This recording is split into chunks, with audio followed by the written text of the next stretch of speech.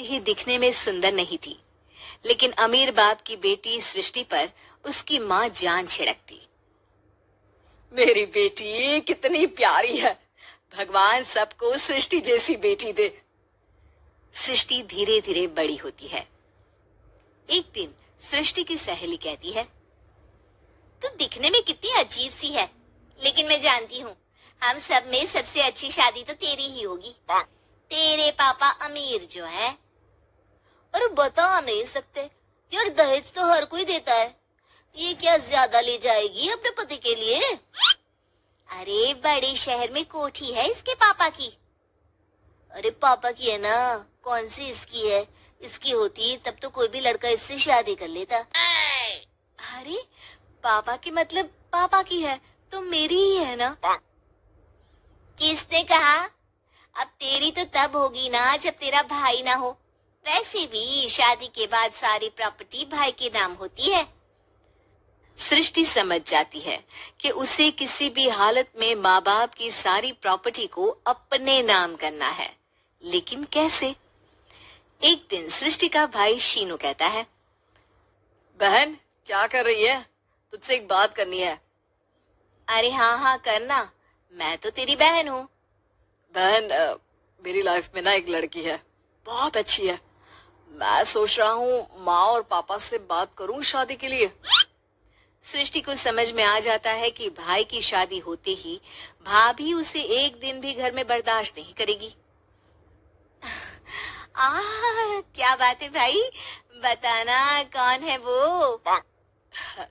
यार वो बहुत अच्छी लड़की है, पढ़ी लिखी है, मेरे साथ जॉब भी करती है। बस एक प्रॉब्लम है। हाँ प्रॉब्लम? क्या प्रॉब्लम है भाई? यार वो शादीशुदा है, लेकिन उसके पति ने उसे सिर्फ इसलिए छोड़ दिया क्योंकि उसके माँ बाप दहेज नहीं दे पाए। सृष्टि ये सुनकर न जाने क्यों खुश हो जाती है। अरे भाई तो क्या हुआ, लड़की तुझे तो पसंद है ना? शीनू को लगता है कि बहन उसे समझ रही है। वो इस बात से अनजान होता है कि उसकी बहन की मंशा पूरा घर हड़पने की है। सृष्टि अपनी माँ से कहती है, मम्मी मुझे तो बहुत चिंता है, पता है शीनू क्या कर रहा है?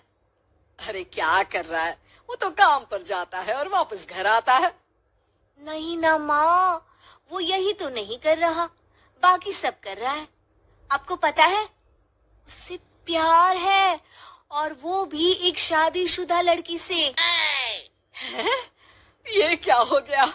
मैं सोसाइटी में क्या मुंह दिखाऊंगी? अरे तेरे पापा तो यही कहेंगे कि मैंने ही उसे बिगाड़ दिया है। माँ देखो, मेरी बात मानो, पापा पर भी विश्वास करने की जरूरत नहीं है। अब आप ही बताओ, पापा इतनी देर घर के बाहर रहते हैं क्यों? बोलो। अरे बेटा वो तो नौकरी करते हैं ना। तू बहुत भोली है माँ, पापा का ऑफिस तो 7 बजे खत्म हो जाता है, लेकिन देखो कितनी देर से आते हैं। अरे नहीं बेटा, ऐसी कोई बात नहीं है। सृष्टि माँ को एक औरत से बात करते पिता की फोटो दिखाती है। देखो माँ कैसे हैं पापा, मैं ना कहती थी कि पापा सही नहीं है। मैं तेरे पापा से बात करूंगी, दे फोटो मुझे। ओ माँ वो तो डिलीट हो गई। लेकिन चल, तूने तो देख लिया ना, पापा से बाद में बात कर लेना, और हाँ मेरा नाम बिल्कुल मत लेना। हाँ माँ। अब क्या था, सृष्टि के माँ और पिता के बीच झगड़ा होना शुरू हो जाता है। सृष्टि के मन में क्या चल रहा था कोई नहीं जानता था। एक दिन, माँ सृष्टि के लिए एक लड़का देखा है, वो लोग शाम को उसे देखने आने वाले हैं। और हाँ माँ, एक खुशखबरी, मैं और पापा मिलकर एक नया बिजनेस ट्राई कर रहे हैं। शाम को लड़का आता है, सांवले रंग का। सृष्टि को तो बिल्कुल भी पसंद नहीं आता। लड़की की माँ कहती है, लड़की का चेहरा तो कोई खास नहीं, लेकिन अगर मेरे बेटे को आप लोग सेटल कर दें तो मैं उसकी शादी आपकी बेटी से करवा दूं। सृष्टि को लड़का बिल्कुल पसंद नहीं था। उसे भाई पर गुस्सा आ जाता है। लड़के वालों के जाने के बाद कहती है, माँ देखा शीनू मेरे लिए कैसा लड़का लेकर आया, न दिखाने लायक न सुनने लायक, सेटल भी नहीं, वो भी हम करे। अरे माँ मैं जानती हूँ ये मेरी शादी किसी भी घर में क्यों करवाना चाहता है? अरे कैसी बात कर रही है बहन, तूने तो देखा ना, लड़के को मैंने ही मना कर दिया तुझसे शादी के लिए। जिसने लड़का बताया था उसने उसकी बहुत तारीफ की थी।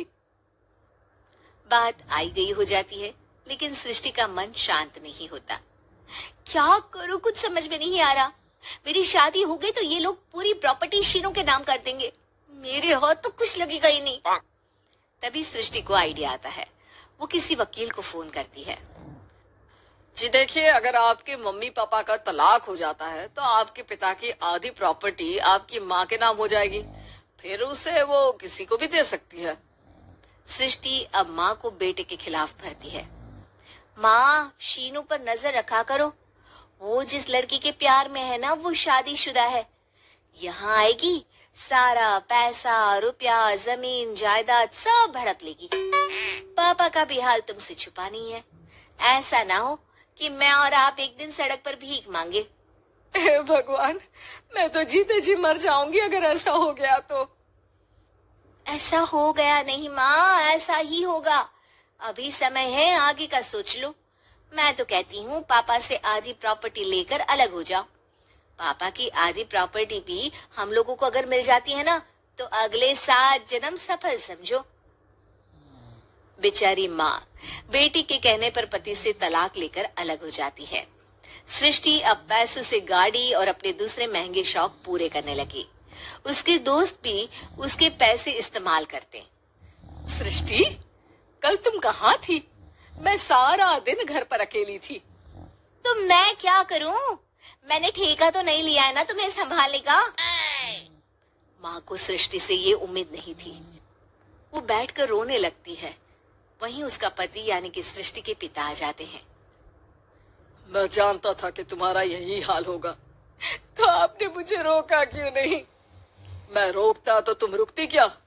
सृष्टि के कहने पर तुमने मुझ पर अपने बेटे पर शक किया, लेकिन तुम ये भूल गई कि कैसे हम दोनों ने मिलकर जीवन में इतना सब खड़ा किया। माँ पति के गले लग जाती है। मुझे माफ कर दीजिए, मैंने आपकी कमाई का एक बड़ा हिस्सा गवा दिया। कोई बात नहीं, तुम साथ हो तो मैं ऐसी 7 प्रॉपर्टी खड़ी कर दूंगा। तभी वहाँ सृष्टि आ जाती है रोते हुए। माँ, मयंक ने मुझे छोड़ दिया। वो बोल रहा था जब तक मेरे पास पैसे थे तब तक ही वो मेरे साथ था। पापा, माँ, मुझे माफ कर दीजिए।